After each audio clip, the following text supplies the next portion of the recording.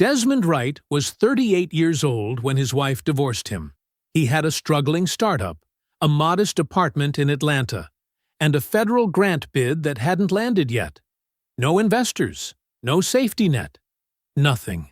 Bianca didn't just leave. She had been planning it for 4 months, timing the filing carefully so she'd walk away clean before any of his work paid off. She signed the papers, took what she could, and moved on. Her brother told people Desmond would never recover. Her closest friend helped make sure of it. For 14 months, nobody heard much from Desmond Wright. Then Bedrock Signal closed a $300 million Series B. His face landed on the cover of a regional business magazine, and his phone rang for 48 hours straight. One of those calls was from Bianca. She left a voicemail. She wanted to reconnect. She called it closure.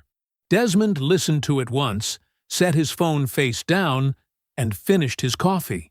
What happened next, she never saw coming. Before we jump into the story, comment where in the world you are watching from and subscribe, because tomorrow's story is one you need to hear. The coffee had gone cold an hour ago. Desmond knew it before he picked up the mug. He picked it up anyway, took a sip, set it back down on the corner of the drawing he'd been annotating since 4:47 a.m. The liquid was bitter and flat. He barely noticed. His eyes were already back on the grid. The kitchen table was covered.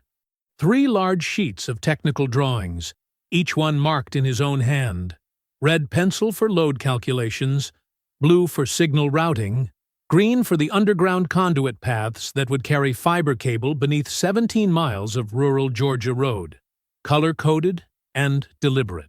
Every mark had a reason. That was how Desmond worked. Nothing went on paper without a reason behind it. The apartment around him was quiet in the way that early mornings are quiet in West End. A heavy, patient silence, the kind that belongs to people up before the city. The building was a solid 1940s brick walk-up. 2 bedrooms, high ceilings, wood floors that creaked in the same 3 spots every time. Not the house they'd talked about in the early years.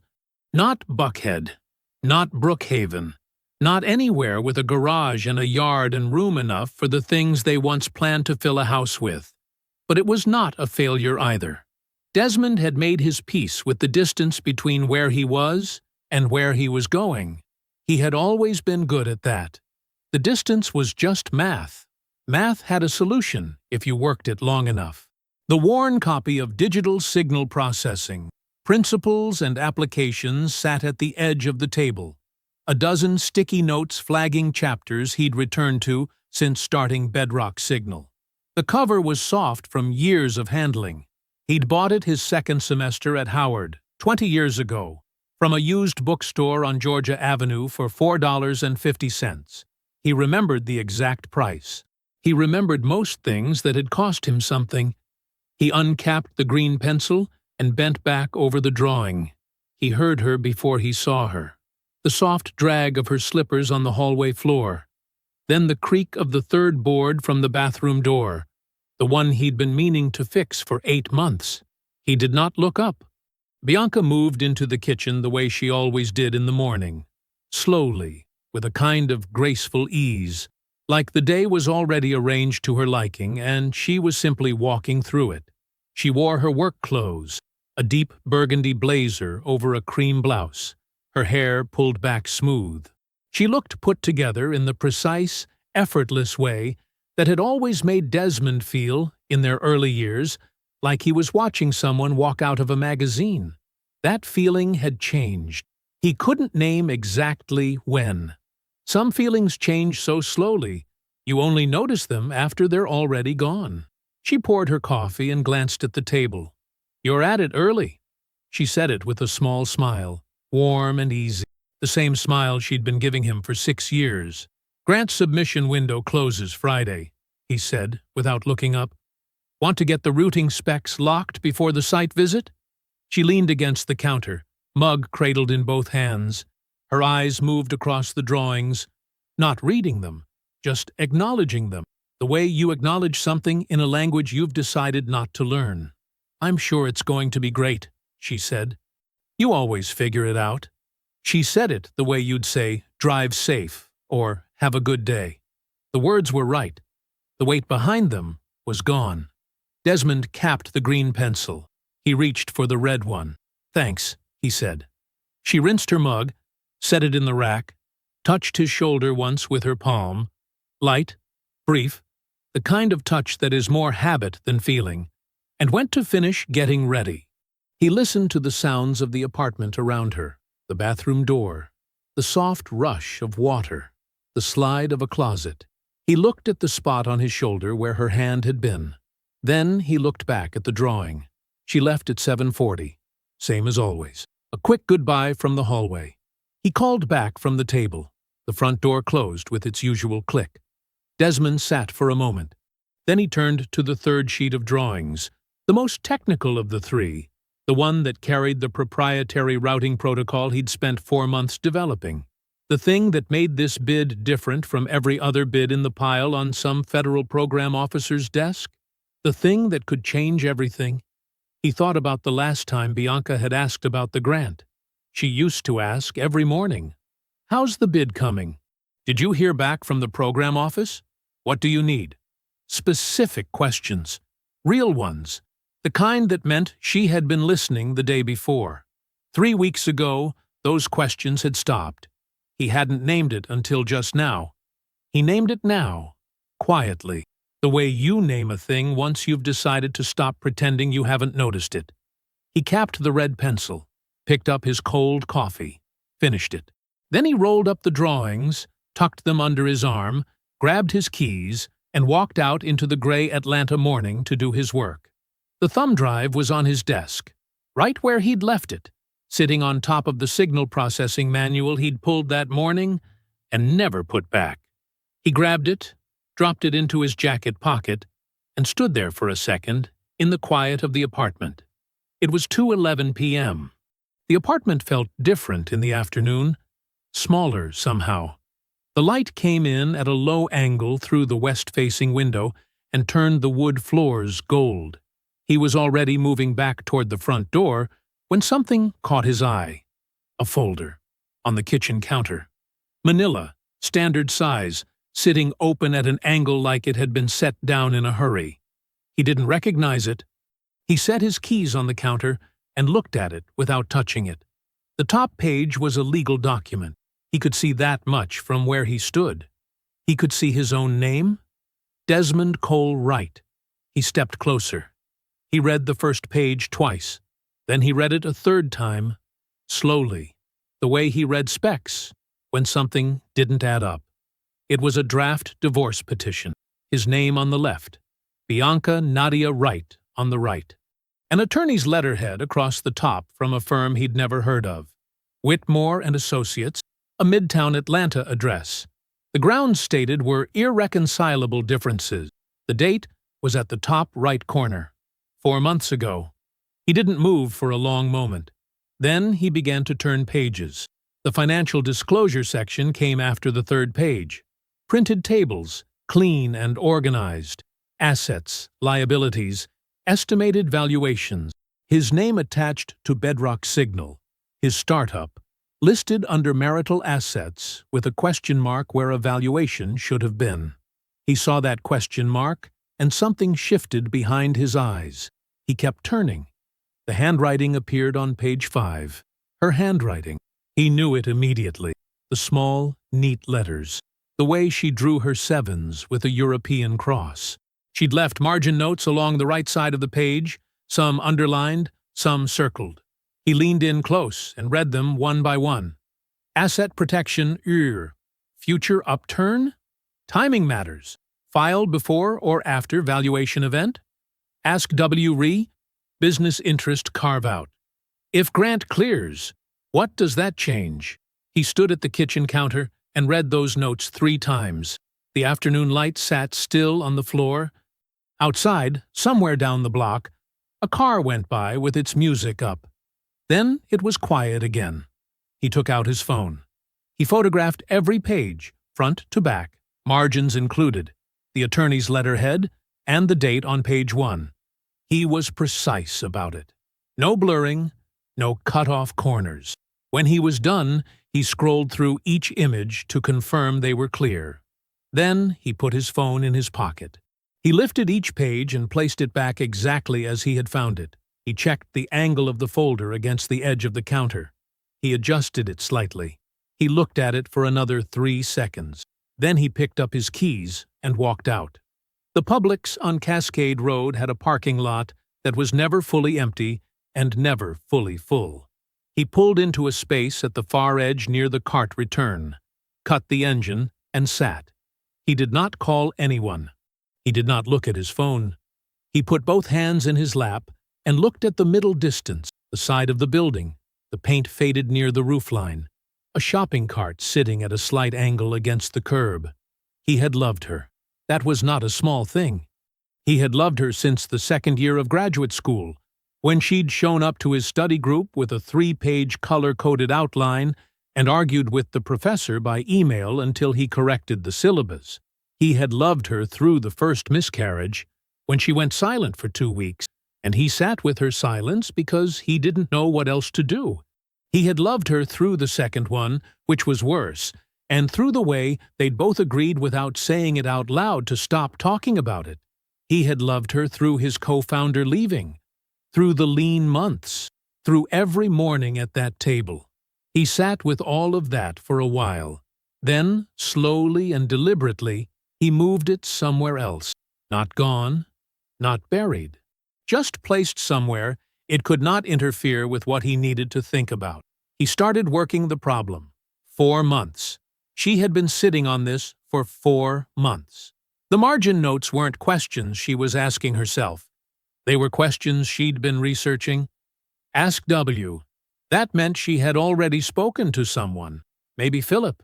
Probably Philip.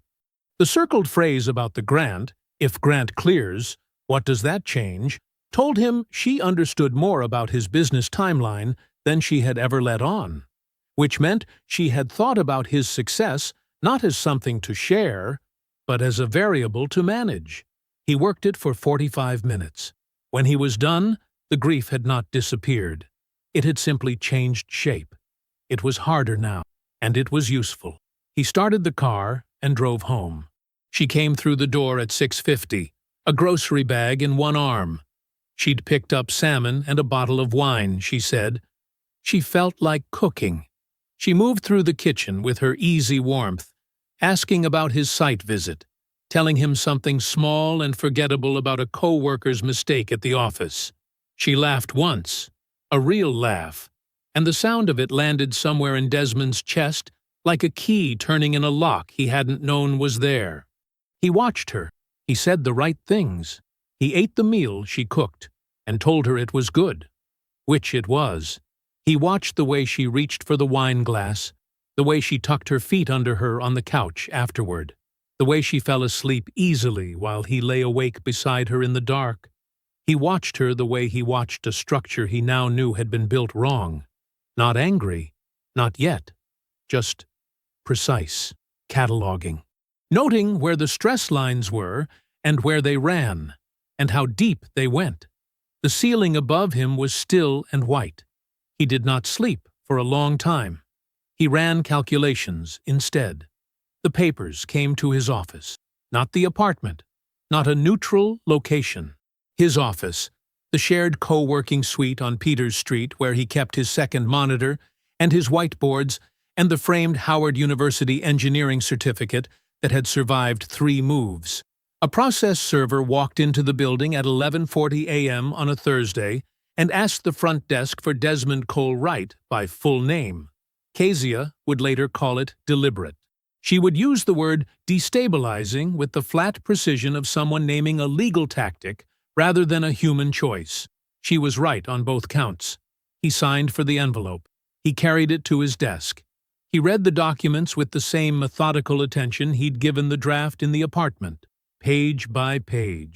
Nothing skipped.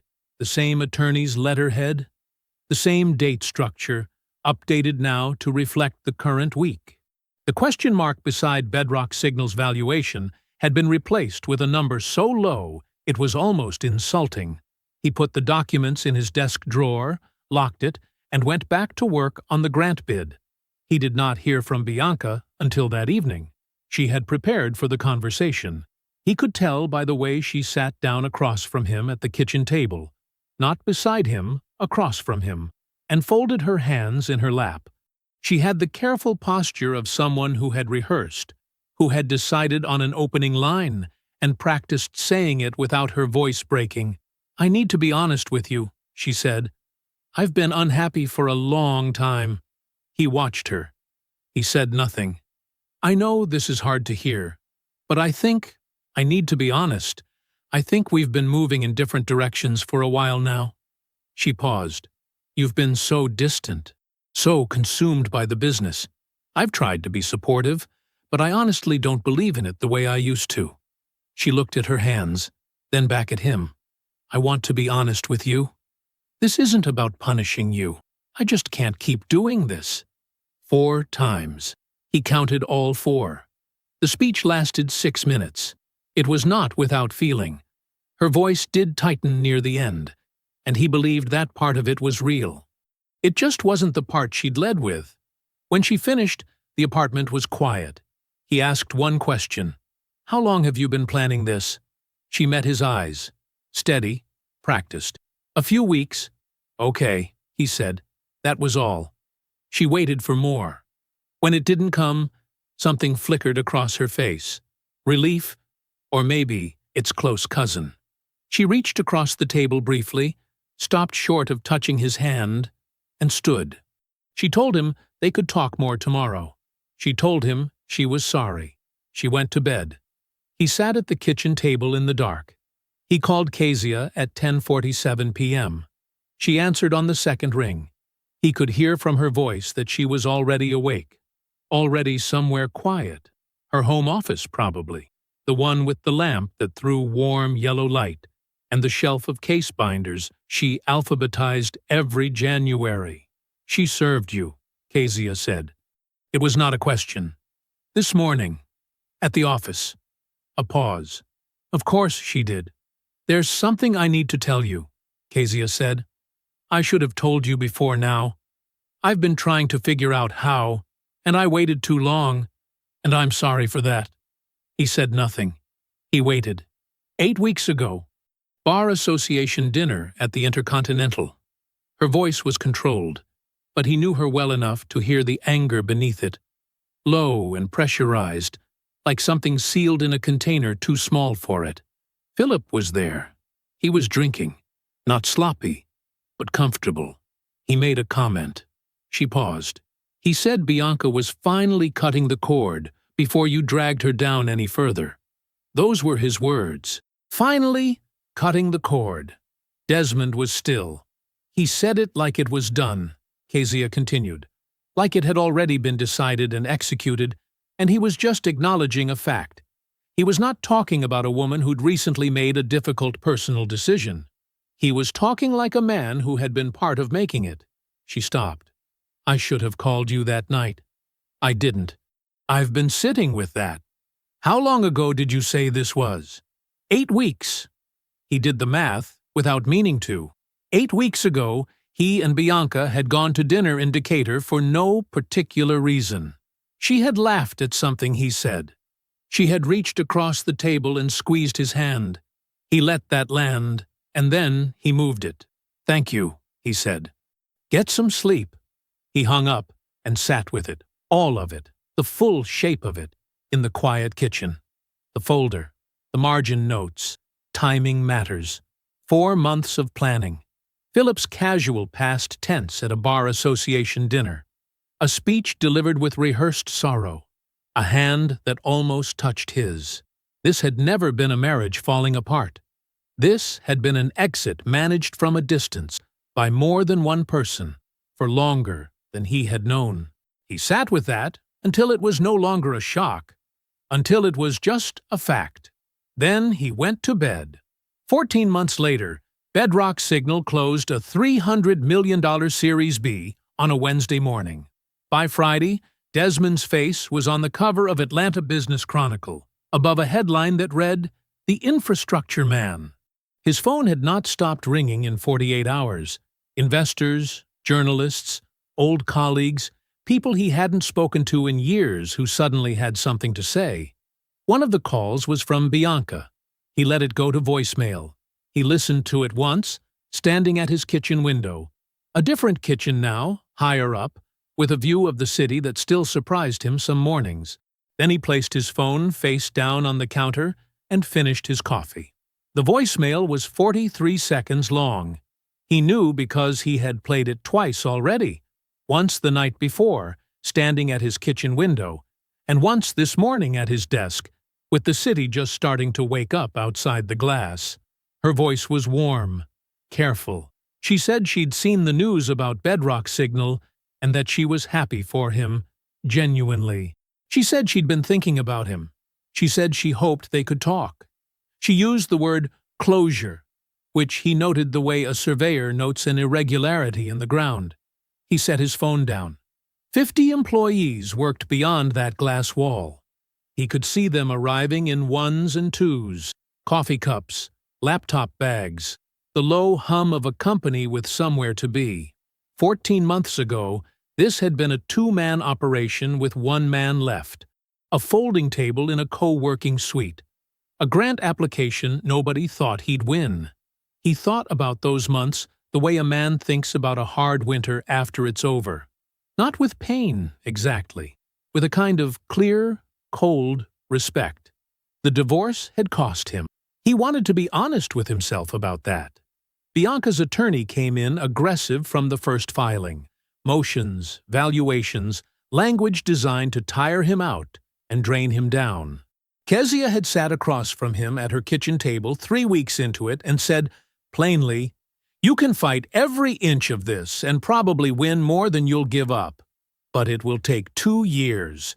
It will take your attention, and the grant window closes in 5 months." So he'd let the apartment go. He'd let a portion of the savings go. He'd signed where they asked him to sign, and he'd kept Bedrock Signal's structure clean and untouched, and entirely his. Bianca and Philip had watched him walk away from that table and seen a man with nothing left to protect. That was fine. That was useful. The grant came through on a Tuesday in February, 11 months ago now. Rural connectivity infrastructure across 4 southeast states. The kind of federal contract that didn't make headlines until it did. The Birmingham partnership followed 6 weeks later.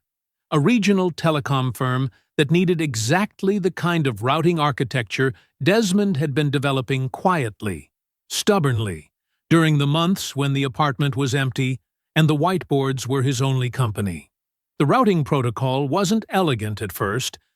It was built in grief, honest about it, and then refined past it until it was something that could stand on its own. He had named it, privately, in his notes, Patience. He'd never told anyone that. On Sunday morning, he drove south on I-75 with the windows down. Macon was 90 miles from Atlanta, and Walter Wright's yard was another world entirely. A 1/4 acre of red Georgia clay that Walter had been working since retirement, growing tomatoes and okra and whatever else cooperated with the soil. Walter was on his knees by the garden bed when Desmond pulled up. He heard the car, looked back once without surprise, and went back to what he was doing.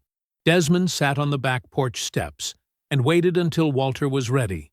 That was how it had always worked between them, patience in both directions. Walter washed his hands from the hose, dried them on his work pants, and lowered himself into the chair beside the steps. Desmond told him about the Series B, about the valuation, about the Atlanta Business Chronicle cover. Walter listened without his expression changing. When Desmond finished, the old man was quiet for a moment. Then he said, "She called me, you know." Desmond looked at him. "Bianca. About a year before she filed." Walter looked out at the garden. "Asked me what I thought you were worth. Said it like she was asking about a stock." He paused. "I told her the truth. I said I didn't know yet. Man's still building. You don't put a number on him while the foundation's still going in." Desmond didn't say anything. "She thanked me," Walter said. Very polite about it. But she'd already made up her mind before she finished asking the question. I could hear it. He looked at Desmond. I should have called you. You're telling me now. I am, Walter said. He reached over and put one hand briefly on Desmond's shoulder. Then he stood, picked up his gardening gloves, and went back to work. That evening, Desmond pulled into his parking garage and sat in the car for a moment. He took out his phone. He found her name. He pressed call. She answered on the third ring, and the warmth in her voice was so immediate, so familiar, that he almost felt something before he didn't. They talked for 11 minutes. She was careful. She was charming. She said she'd missed talking to him. She said the news about Bedrock Signal was remarkable. She'd always believed in him. She wanted him to know that. She floated dinner as though it were a small, obvious idea. Closure, she said again. Or maybe just a conversation. He said yes. He said he'd be in touch about the time. He hung up and sat with the quiet of the garage. The next morning, he walked into Kezia's office at 8 and told her. She looked up from her monitor, studied him for a moment. You're going to use this, she said. He picked up the coffee cup from her desk, took a sip, set it back down. I already am. The folder was thin. That was the first thing Desmond noticed. He had expected something thick, the kind of document pile that announced itself. But Kezia placed it on the conference table with one hand and kept her palm flat on top of it for a moment before she sat down, and the way she did it told him everything about the weight it carried. She closed the door first, then the blinds on the interior glass. That was new. Sit down, Desmond. He sat. She opened the folder slowly and turned the first page toward him. It was a printout of an email. The sender address was a personal Gmail account, B. Hargrove 85, a handle he recognized from years back, before Bianca had switched to her work address for everything. The recipient was Petra Holloway. The attachment name read BSIGG Q3 Buddy Investor Deck Final.pdf. He knew that file. He had built that file.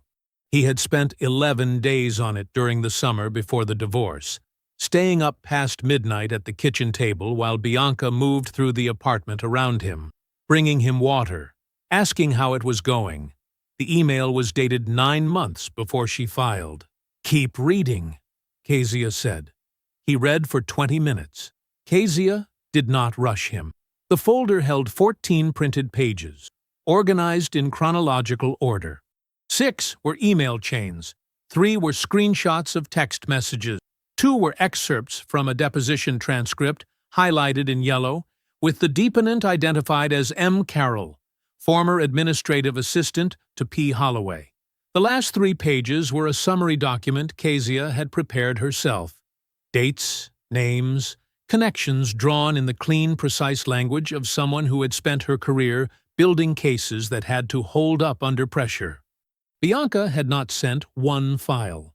She had sent several, the investor deck, a financial projection model Desmond had revised 4 times that fall, a contact list of rural telecom investors he had assembled over 2 years of conference calls and handshake meetings. In one email, she had forwarded a draft of his federal grant application narrative, the section where he had described, in plain and specific terms, exactly what made Bedrock Signal's routing approach different from anything else in the market. She had sent it to Petra on a Thursday afternoon. He had been at a site walk in Decatur that day. He remembered it because it had rained. Philip had been using the materials to advise a competing startup, a firm called Harrow Bridge Infrastructure, registered in Georgia, positioned to pursue the same federal rural connectivity grant. The text messages between Petra and Philip were direct. In one exchange, Philip wrote, "Get this in front of Daniels before the Birmingham meeting. Make sure he knows BS is undercapitalized." In another, 3 weeks later, "Did you steer the conversation at the mixer?" Petra's reply, "Done. He's not moving toward them." Petra had been attending industry events and feeding investors a story. The story was built on Desmond's own numbers, turned inside out. At the bottom of the final text exchange, Philip wrote, "When this closes, I'll have your fee ready. You earned it." Desmond set the last page down. He looked at the table for a moment, then out the window. The city was bright and indifferent beyond the glass. He thought about the grant application, the 46 days between submission and award. He had not slept well during those 46 days. He had run calculations he didn't share with anyone. He had sat in his car outside the co-working suite one night in January, so tired he could feel it in his back teeth, and made himself a quiet promise that he would not stop. He had been that close to losing it, and he had not known why it felt harder than it should have. He had blamed his own anxiety, his own self-doubt. He had been right about the pressure. He had been wrong about its source. "How long have you had this?" he asked. "The emails surfaced 3 weeks ago," Kezia said. "I spent 2 weeks verifying before I brought it to you. I needed to be sure about the chain of custody on the deposition materials." She folded her hands on the table. "I wanted to be certain before I put this in front of you."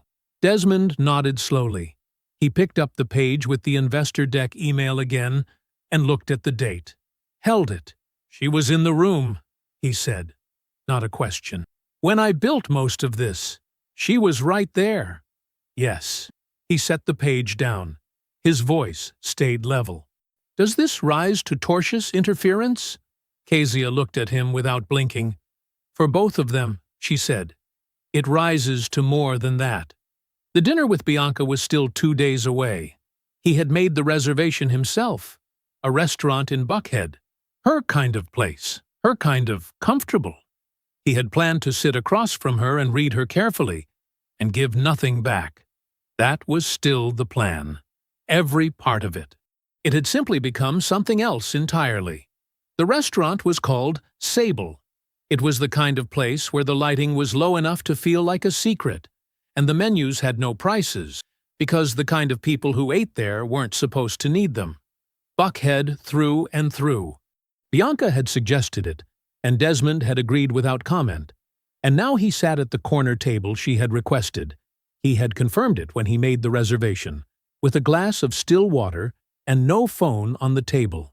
He had arrived 15 minutes early. He watched the door.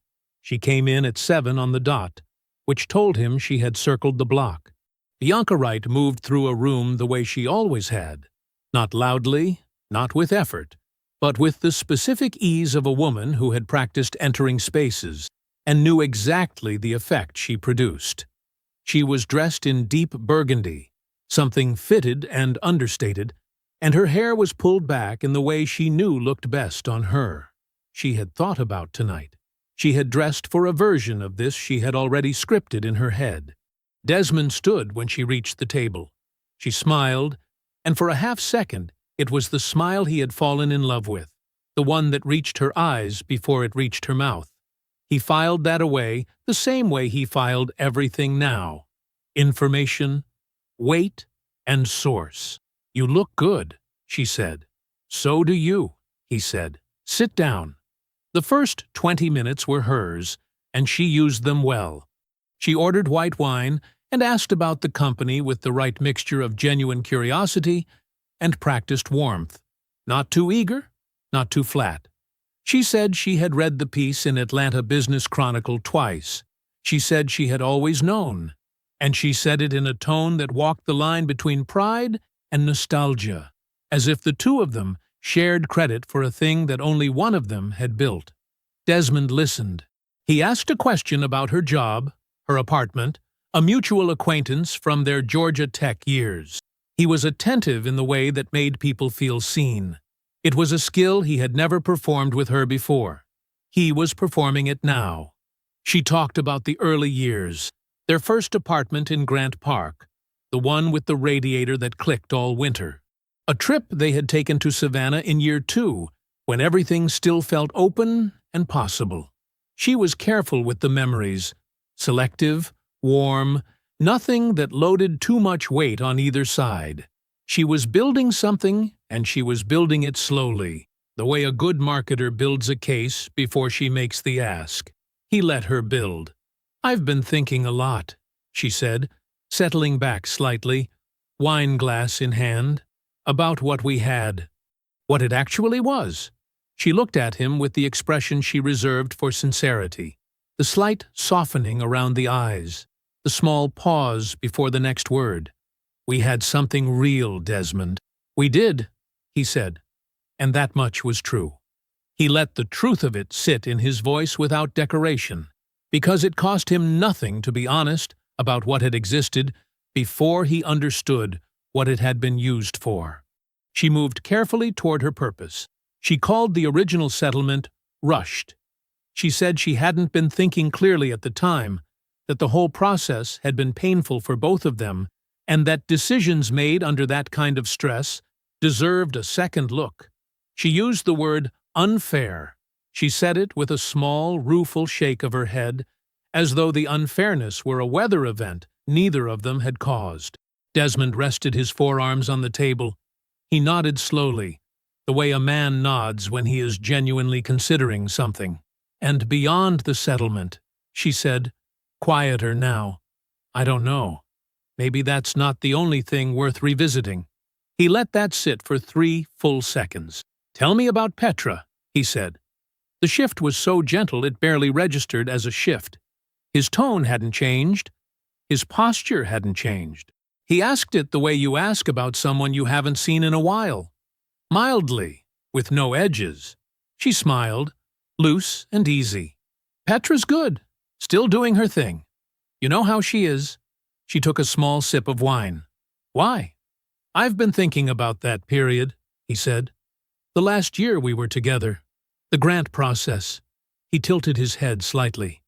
"Bianca, during that time, were you ever in contact with anyone about my business? About the grant I was pursuing?"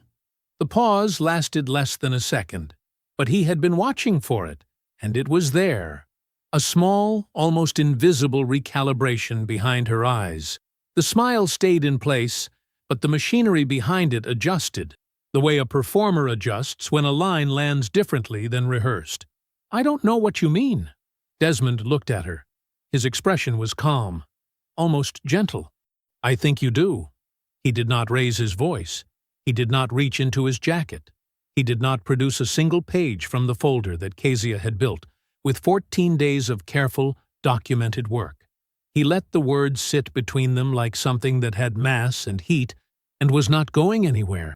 The rest of the dinner lasted 22 minutes. The conversation found its way back to the surface. Pleasantries stretched thin over a silence that neither of them named. Bianca recovered her composure, or the shape of it, and they talked about nothing in the careful way that people talk when something real has been introduced into a room and no one is ready to hold it directly. She left first. He watched her cross the restaurant floor, the same practiced ease, the same straight spine, but something in the quality of it had changed. She moved like a woman solving a problem she hadn't expected to have tonight. Desmond finished his water. He set a card on the table without looking at the bill. Then he walked out into the cool Buckhead evening, got into his car, and drove directly to Kezia's office. The confrontations were being scheduled. The attorney's name was Marcus Osei, and he did not waste words. His office was on the 14th floor of a building on Peachtree Street, and at 8:15 in the morning it was already full of sharp light and the quiet hum of a man who had reviewed the folder twice the night before and arrived with conclusions. He was Desmond's litigation attorney, separate from Kezia, a deliberate structural choice, and the separation mattered. Kezia sat in the corner with her own notepad, the same way she would sit in the Hargrove meeting, and said almost nothing. Marcus set 3 manila folders on the desk, one for each name. "Let's go in order," he said. Bianca's exposure was the cleanest to explain, and the most personal to hear. The handwritten margin notes on the divorce petition, her own handwriting, photographed by Desmond 14 months ago, established a documented timeline of financial calculation that predated any disclosed marital grievance. Combined with the forwarded emails Kezia had sourced through Petra's former assistant, the picture was specific. A spouse who had shared confidential business materials during an active marriage, while simultaneously coordinating an exit strategy designed to minimize her financial exposure before any business upswing could be legally shared. Breach of confidentiality is viable, Marcus said. The marriage itself created an implied duty. The documented disclosure of proprietary materials, pitch decks, financials, investor contacts, to a party actively working against Bedrock Signal's interests satisfies the elements. It's not the strongest of the three, but it doesn't need to be. It doesn't stand alone. Desmond nodded once. He did not look at Bianca's folder the way a man looks at something that hurts him. He looked at it the way he looked at load-bearing calculations. Weight, distribution, tolerance. Philip's folder was thicker. Marcus walked through the tortious interference exposure methodically, the text exchanges between Philip and Petra confirming the arrangement, the timeline placing his advisory role in the competing startup squarely within the window of the federal grant competition, the documented pattern of investor conversations steered by Petra using materials that originated from Philip's access to Desmond's household. The interference was not accidental and not incidental. It was coordinated, it had a financial purpose, and it had a near-measurable cost. He ran the play, Marcus said simply. The documentation makes that visible. Then Petra's folder.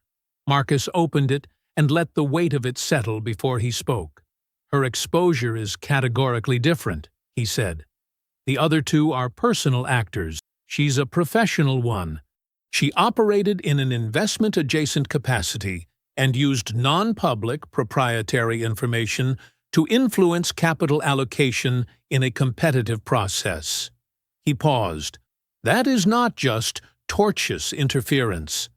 That touches her licensing, her professional standing, and depending on how her firm's compliance review lands, potentially her regulatory status with the state's Investment Advisory Oversight Board. Her firm's compliance review, Kezia said from the corner, the first words she had spoken. That's already open. Marcus looked at her. As of when? Yesterday afternoon, Kezia said. The intermediary request went out the morning after the dinner. The compliance officer opened the internal investigation the same day. She wrote something on her notepad and did not look up. Petra doesn't know yet. Marcus nodded slowly, the way a man nods when the pieces are more organized than he expected. He set down his pen. Then the walls are already moving on her track. The press package was Marcus's last item. Desmond's PR firm had been briefed 2 days earlier with careful, specific instructions. Prepare a full feature-length founding narrative for Bedrock Signal. The grant process, the adversarial conditions, the 18 months of solo rebuilding after the co-founder's departure, the proprietary routing protocol developed during the hardest stretch. Every word factual, every detail specific and verifiable. No names, no accusations, just the shape of what had been done and what had been built in spite of it.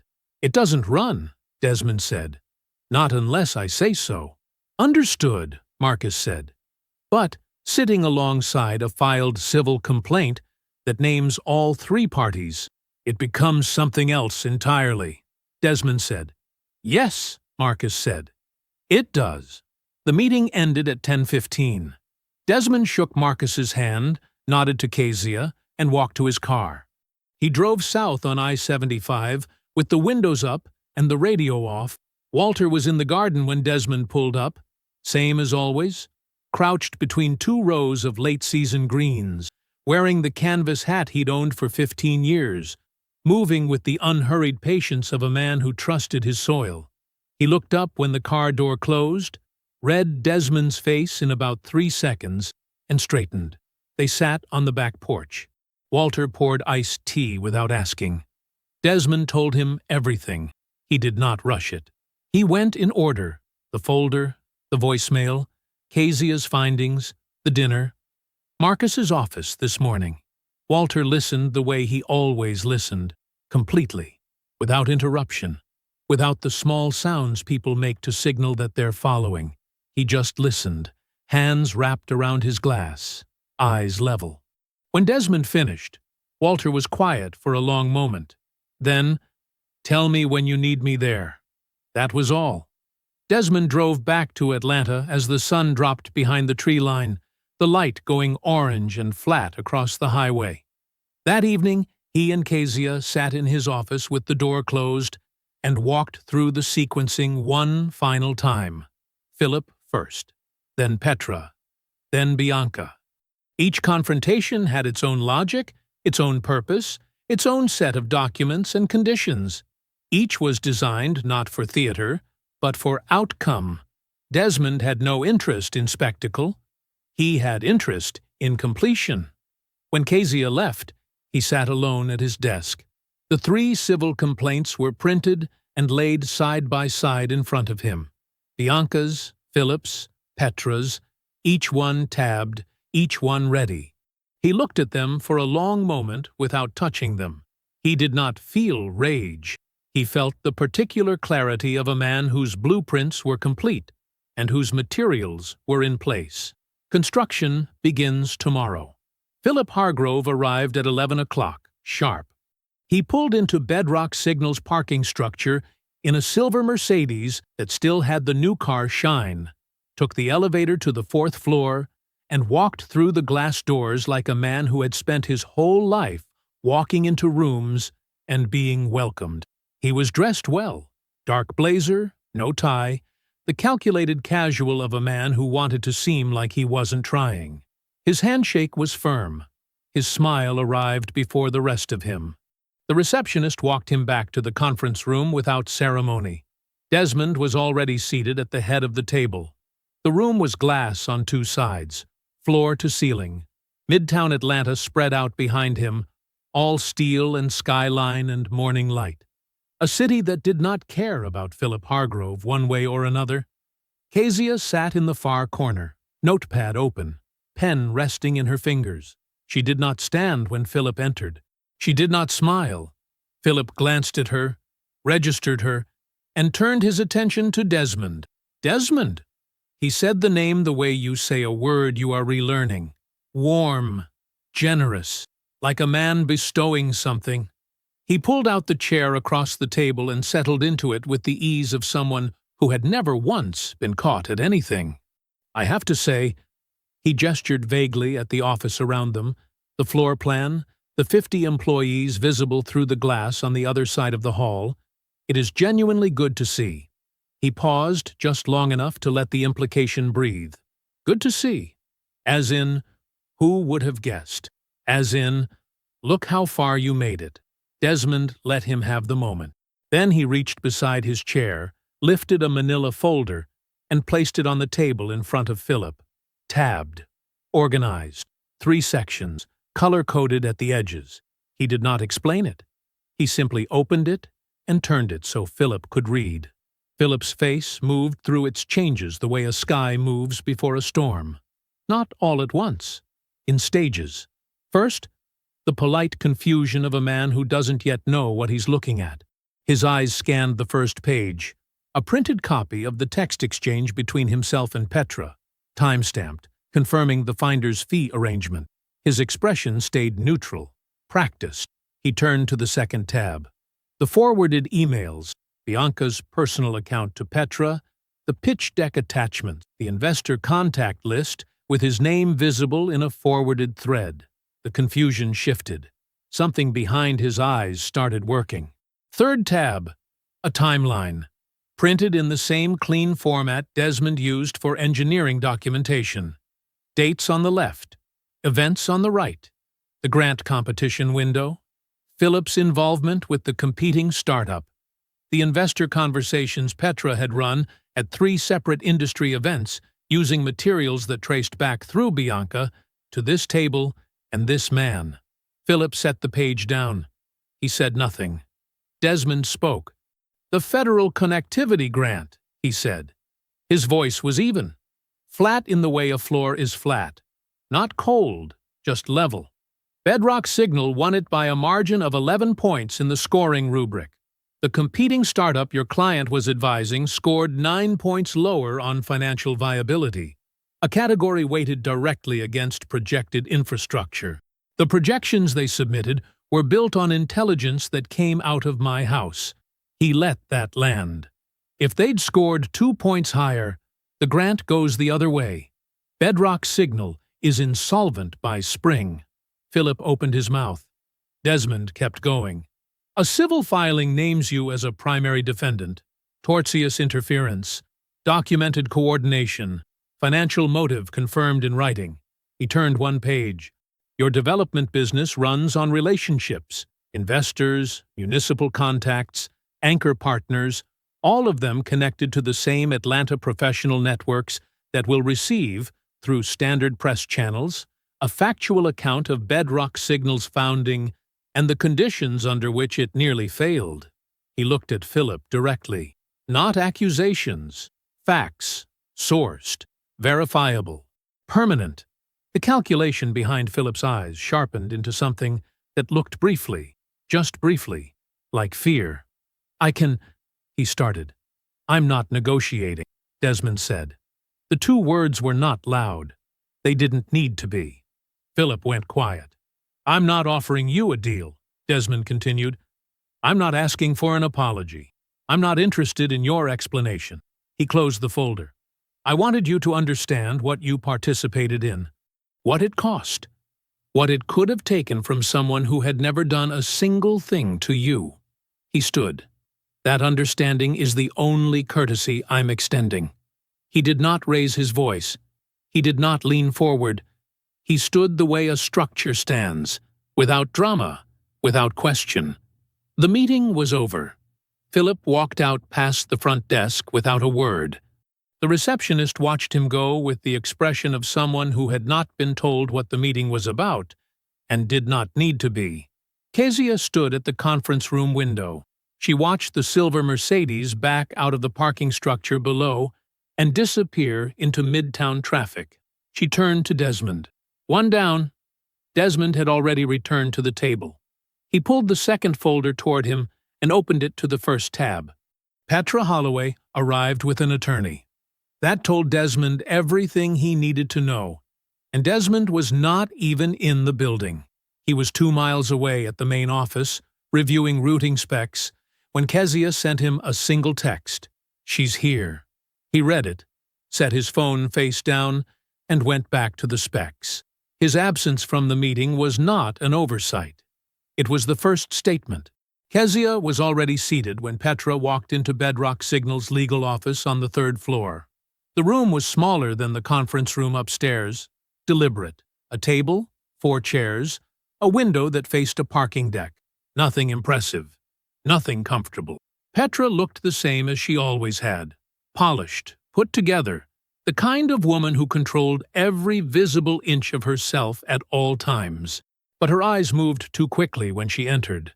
They found Kezia, found the folder on the table, found the empty chair where Desmond was not sitting. That last one made her still for just a half second. Her attorney, a trim man in a gray suit, introduced himself. Kezia nodded once. She did not offer her hand. Let's get started, Kezia said. She opened the folder. She did not rush. That was the thing about Kezia. She had the patience of someone who had waited a long time to be in this exact room, and she was not going to sprint through it now. She laid out the first document, the forwarded emails from Bianca's personal account to Petra. 3 of them, each one with a pitch deck or financial projection attached. Each one time-stamped during the final year of the marriage. Petra's attorney leaned forward and studied the pages. Petra looked at them without touching them. The way you look at something you already know is real. The second document. The text exchange between Petra and Philip. Straightforward and damning. Philip confirming the finder's fee. Petra confirming her understanding of what she was expected to deliver. The language was careful. People like them were always careful. But the meaning was not hard to find. Third document. A map, essentially. 6 industry events, over 14 months. At each one, a notation of conversations Petra had initiated with investors, conversations that, according to 3 separate attendees who had since provided written accounts, involved her steering interest away from an unnamed startup and toward a competitor she described as more viable. The unnamed startup was Bedrock Signal. The projections she cited in those conversations matched the materials in Bianca's forwarded emails down to specific line items. Kezia set the timeline beside it. Petra's involvement began 6 months before Bianca filed for divorce, 6 months before the marriage ended publicly, which meant she was not responding to a collapse. She was present at the construction of one. Petra's attorney cleared his throat. "My client, I'm not finished," Kezia said, calm. Not unkind, just absolute. She placed the last document on the table, the civil complaint. 41 pages. Petra Holloway listed as a primary defendant alongside Philip Hargrove. Tortious interference, professional conduct violation, a discovery request that would require Petra to open every client engagement she had touched in the past 3 years to independent review. Kezia folded her hands on the table. "One condition," she said. "Full signed disclosure. Complete cooperation with the independent audit. Both within 72 hours. She let that number settle. If your client cooperates, this complaint stays sealed. If she doesn't, it files Monday morning.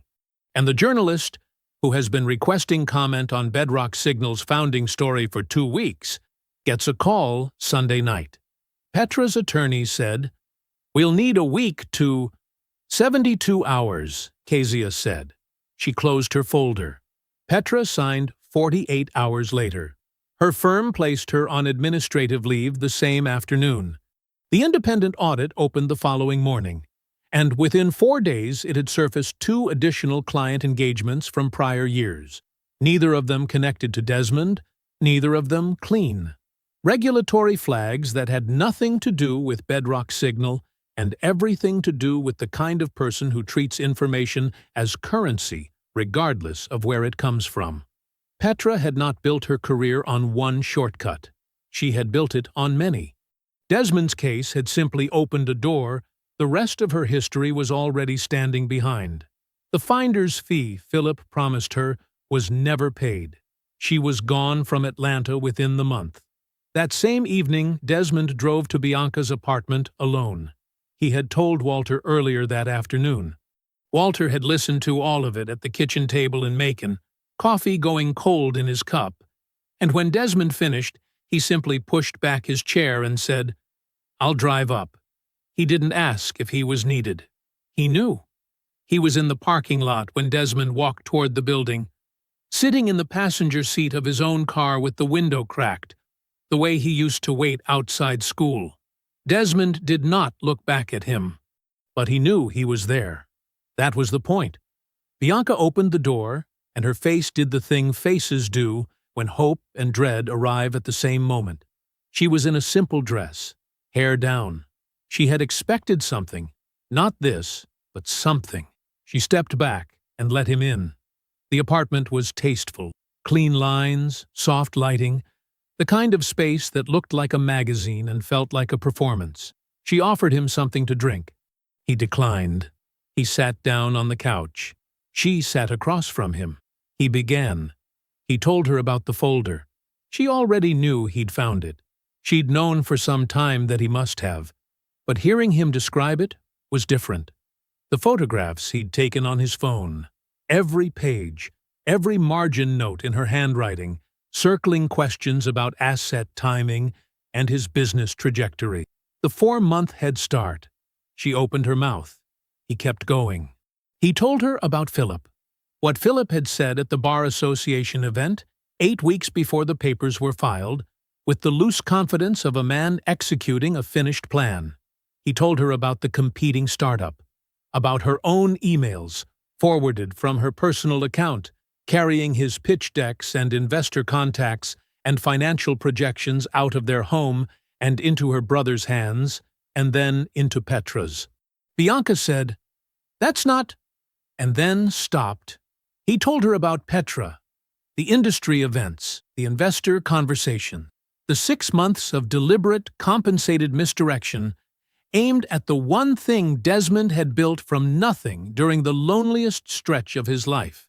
He told her what it had cost in real terms, how close Bedrock Signal had come to losing the grant, what losing it would have meant, how precisely calibrated the threat had been. "You weren't just leaving," he said. "You were making sure there was nothing left to leave with." Bianca tried denial first. She didn't know the full extent of what Philip was doing. She had shared some information, yes, but she never intended. He didn't engage it. She tried reframing. Their marriage had been failing for years. She had been unhappy in ways she couldn't name. She had leaned on the people closest to her, and maybe they had acted in ways she hadn't sanctioned. He didn't engage that either. Then she tried the softer thing, the real thing, or the closest she could get to it. Her voice changed register. Her eyes went somewhere honest for a moment, and she said his name the way she used to say it, like it mattered, like it was specific. He looked at her without moving. "We lost 2 babies," he said. His voice stayed level. "We never talked about it. Not really. We just kept going. And I was grieving. And I believe you were grieving. And I let that grief be something between us. Something real, because I thought you were in it with me."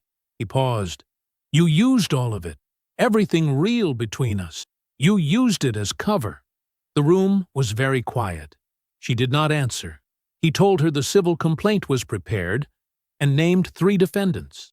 He told her it would not be filed on one condition: her full cooperation with the ongoing audit and a permanent written withdrawal of all financial claims against Bedrock Signal.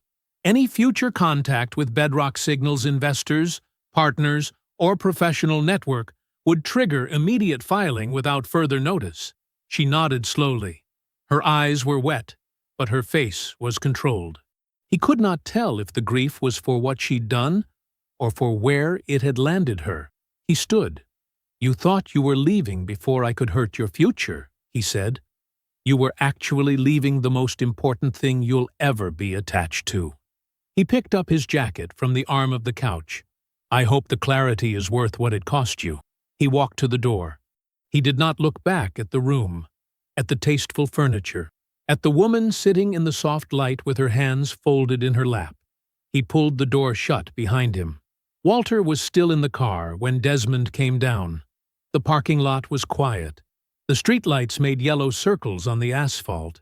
Desmond got in behind the wheel. Walter said nothing.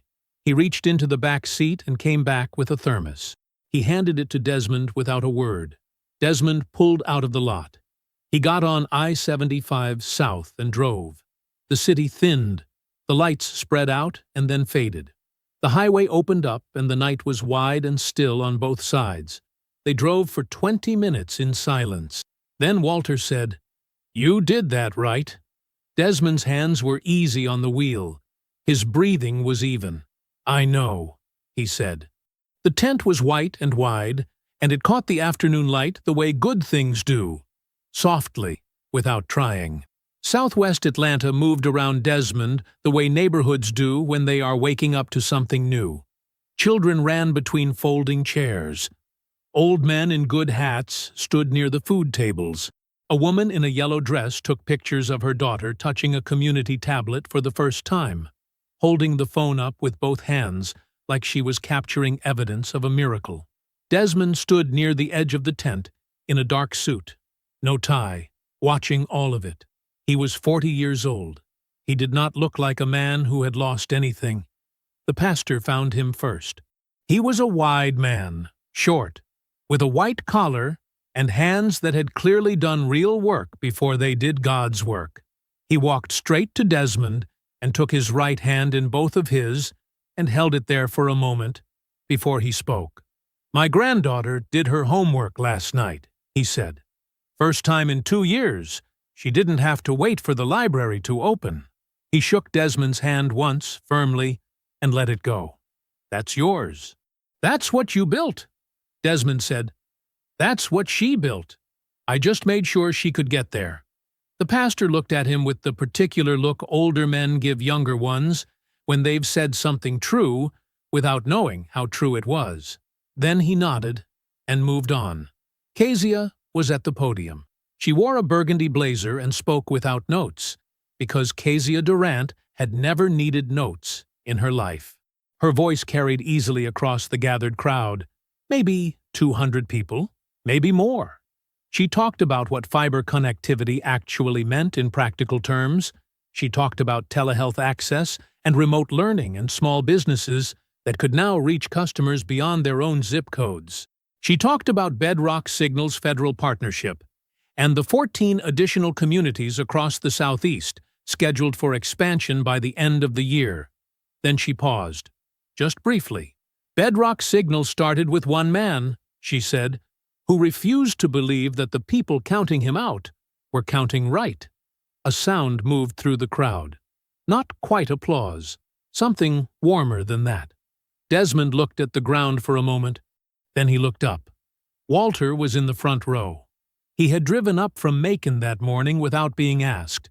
He was wearing a charcoal suit that Desmond had never seen before, and his arms were folded across his chest, and his face had the composed, unhurried expression of a man who had known how this story ended before most of it was written. He looked at Desmond. He nodded once. Desmond held it for a moment, that single nod, everything inside it, and then he nodded back. The settled facts lived quietly now, without drama. They did not require revisiting. They simply were. Philip Hargrove's anchor development deal had fallen apart when two investors made the quiet decision to place their capital elsewhere. No announcement, no public accusation. Just the particular way that rooms in certain industries stop, including a person's name in the right conversations. He was doing residential work now, smaller projects in secondary markets outside Atlanta. He understood why. He would always understand why. Petra was in Houston. The administrative leave had become permanent separation within 2 months of the audit concluding. What the compliance team found had extended well past anything connected to Desmond. She had been running ethical shortcuts through her career the way some people run yellow lights, one after another, confident the pattern would hold. It hadn't. She was rebuilding under conditions she had not selected and could not fully control. The finder's fee Philip had promised her was never paid. She was aware of the irony in the way a person is aware of a bruise they keep pressing. Bianca had cooperated fully. The civil complaint was never filed. She had remarried within the year. Someone stable. Someone without particular ambition. Someone who came home at the same time every evening. By every visible measure, her life was fine. The apartment was nice. The neighborhood was pleasant. She was fine. But fine is a different country from the one she had been navigating toward. She lived there now, fully aware of the distance between where she had aimed and where she had landed. And that awareness was its own kind of permanent residence. The crowd had shifted toward the tables. Music came from somewhere. Someone's phone connected to a small speaker. A song with a slow, easy beat. Desmond drifted to the far edge of the tent. A grandmother sat with a child at one of the community tablets, both of them leaning in close. The woman's hand rested on the child's shoulder as the child moved a finger slowly across the screen, learning the weight of it, learning what it could do. The grandmother said something soft, and the child laughed. Desmond watched them. He thought about the kitchen table, the cold coffee, the color-coded drawings spread under the early dark, the whole city still asleep outside, just a man and a blueprint, and the absolute refusal to believe that the distance between where he was and where he was going was anything other than time. He thought about what that man had believed about loyalty, what he had learned about it, what he had built in the space between the two. He did not feel sorry for that man. He felt proud of him. He picked up his coffee, hot now, always hot now, and walked back into the crowd. I hope you enjoyed that one. Be sure to like the video and subscribe so you don't miss the next story. I've picked out 2 more for you that I think you'll really like.